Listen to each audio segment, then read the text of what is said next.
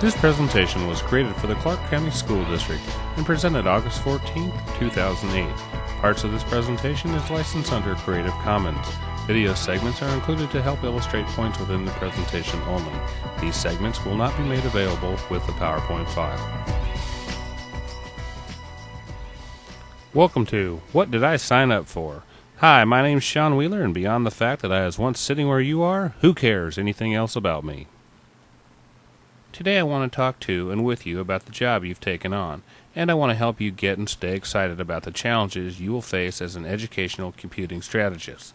Some of these topics we will be touching on today include solid impressions and introductions, planning and facilitating professional development activities, working with the big students, keeping your sanity, that's also time management, communication, keeping up with all this technology, and of course, if you have specific questions, feel free to ask. In the live session, I randomly picked 3 people in the audience to introduce themselves, tell me what they taught, where they were located, and what their biggest fear as an educational computing strategist was. Introductions. Just like the students in your classroom in the past, your job is to make them feel welcome and put them at ease. When you introduce yourself to the teachers on your campus or students in your classroom, place the focus on them. Find out who they are, what they teach, etc. You can ask them what they like most about technology, but often a more telling question is what they dislike or what they fear about technology and why. In some cases, you'll be able to address the person's fears in the class or that particular meeting.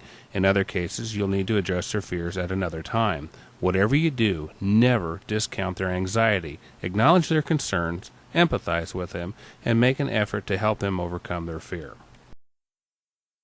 At some point, you'll need to introduce yourself to the staff and the students in your classroom. Now, there are a couple ways to handle this opportunity.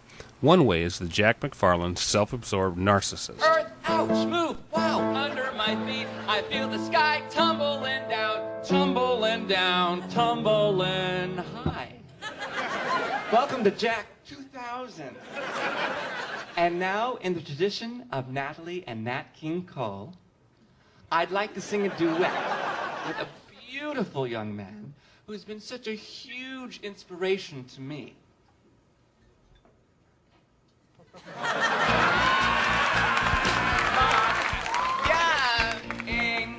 Yeah, bird, yeah, mockingbird now. Everybody have your bird,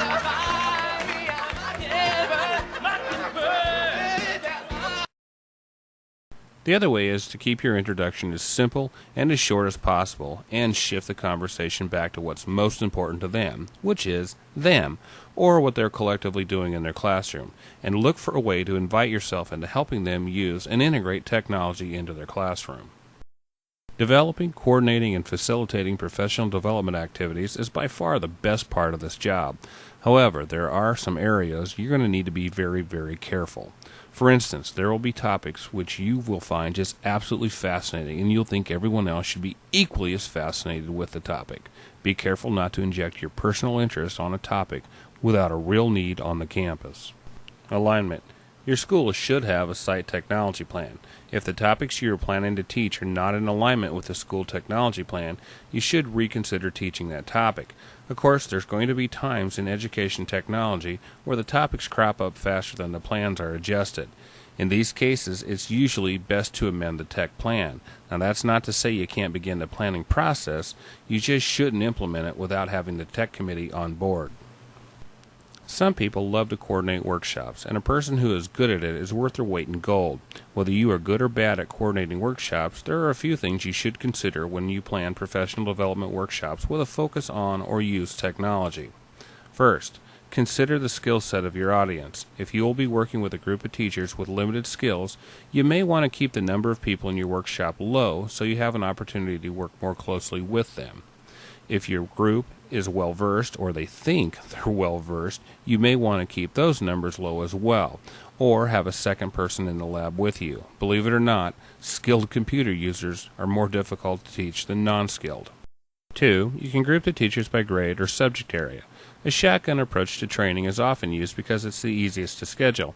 However, it's not uncommon for teachers to tell you they are not interested in something because they don't think it applies to them.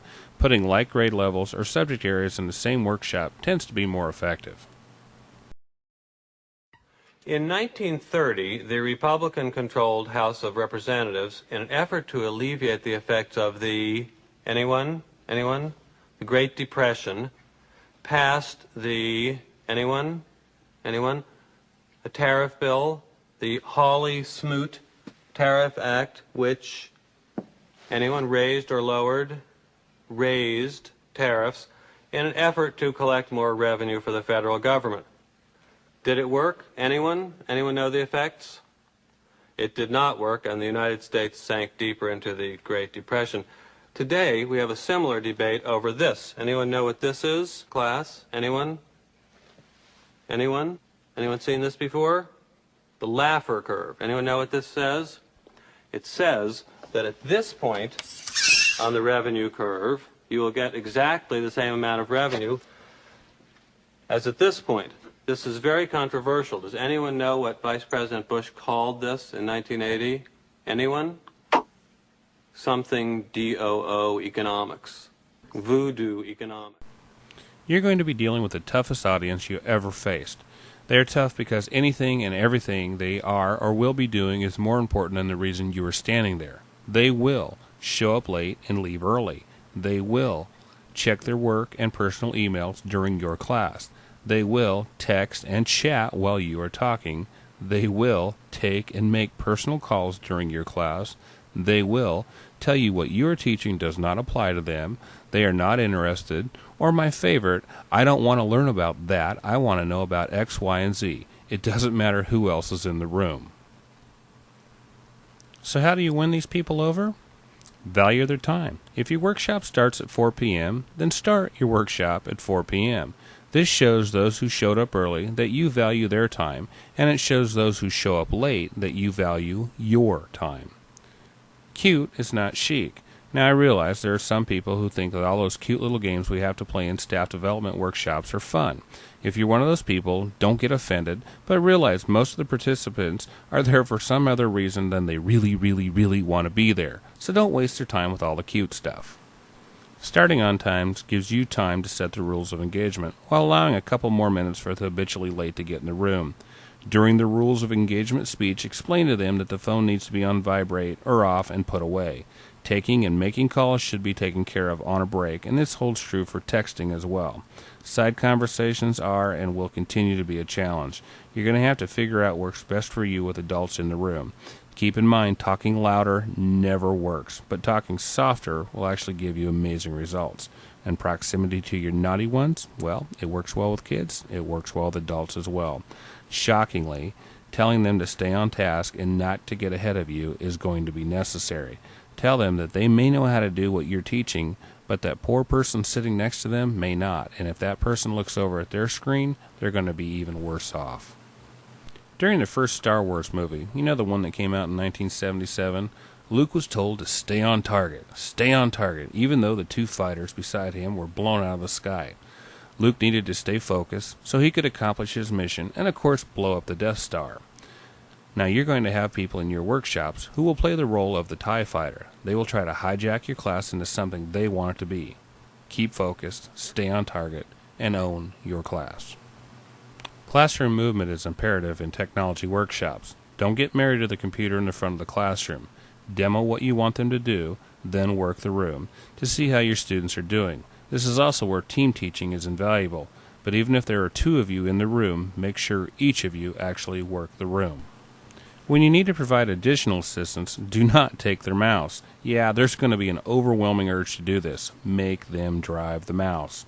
And on the rare occasion you actually have to run the mouse to figure out how to do something, ask them for the mouse. Once you figure out the problem, undo everything you did and make your students work through the process again. Now this is going to make them mad, but this is a good time to again explain to them that you want them to be successful when you are not standing next to them. Smile, be happy. Smile, be happy. You need to keep in mind that some people would rather get smacked in the nose than sit in a professional development workshop, and they will let you know. Smile at them. Welcome them in. Ask them to sit next to you, and again, smile. Happiness rubs off just as well as nastiness does. You'll get questions that are not part of your class. It would be much better to answer them later, and yes, you're going to get questions that you flat out don't know the answer to. Make sure you follow up. If you need to put these questions off until later in the class, write them down on the board so you don't forget. If you need to find out the answer from someone else, make sure you send out that answer as an email to everyone in the class. There may have been more than one person who wanted to know that answer, and it proves their questions are important to you.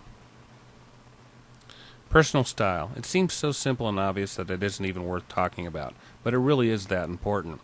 Every one of us knows a fantastic teacher. You know the teacher that you watch with your mouth open, the teacher who has presence in the room that we can only dream about, the teacher that all the kids love to death, and best of all they learn. You know that teacher, don't you? We also know the teacher is funny. The kids beg to get into the teacher's class. They never want to leave because they're having so much fun, and best of all, the kids are still learning. Everyone in this room has a personal teaching style. Do you recognize the person on the screen? It's Jaime Escalante. Now, I don't know how close the movie Stand and Deliver was to his particular style, but he had style nonetheless. The question for you is, would his style work with adults? All we can really do is guess. Escalante had his style. It's not yours, and it's not mine. And what works with kids doesn't always work with adults. The important part here is you're going to need to find out what style works best for you and the adults in your room. Some things to remember when you work with adults. Funny thing is, these work with kids too. First, don't talk down to them. Just because you know your topic and they don't doesn't make them stupid. Think about how many times you've heard a staff developer talk down to the people in your workshop. Doesn't that annoy you? Next, slow down. You're not there to impress them with how fast you can blow through the information. Yes, you can get them out on time, but you don't need to forsake their learning. Don't assume they will not understand. Take the time to explain topics to them. It's complicated is not an acceptable answer. Many people will take this as you don't think they're smart enough to understand, or you don't know the answer yourself. Use real terms. Geek speak is okay if you explain the meaning of the words and put it into context. Use analogies whenever you can. It really does help to connect the dots. Don't use your classroom to rehearse your comedy bit or your next dramatic part. Now, I am a firm believer that teaching is part showmanship, part sales, part storytelling, etc. Find the mix that works best for you, but don't overdo any one area. Just like the kids you taught, treat the adults with respect and dignity.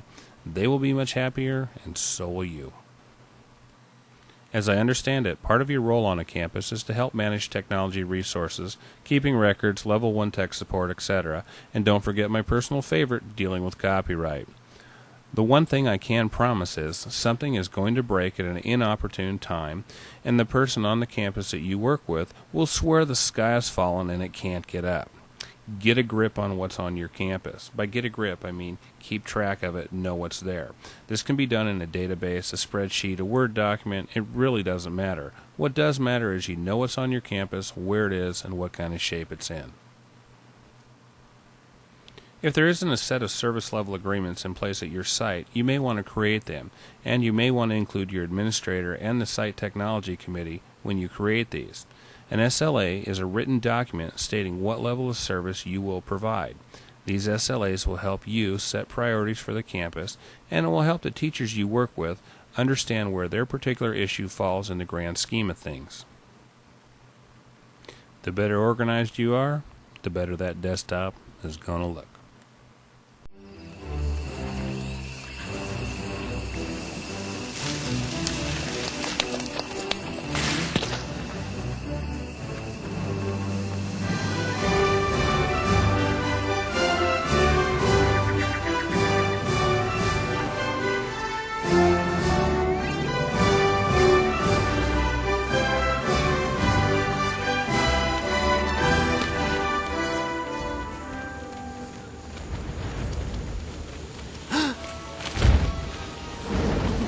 Oh no!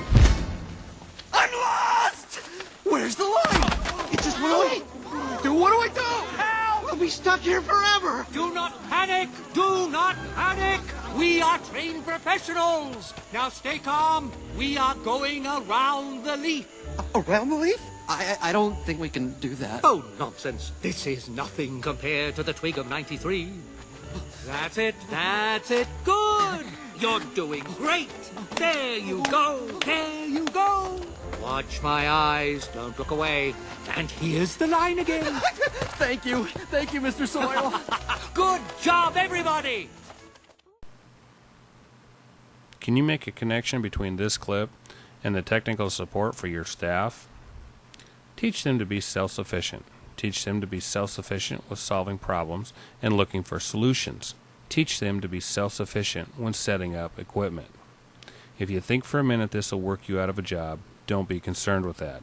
The better qualified they are to take care of the little things, the more time you will have to teach them and work with them on technology integration. The bottom line is, if a person's not comfortable with technology, they're not going to use it, and they're certainly not going to integrate it into their teaching.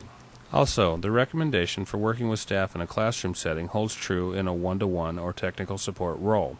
You need to remember it will take longer to teach them than it will to do it for them, but doing so will save you time tenfold in the future.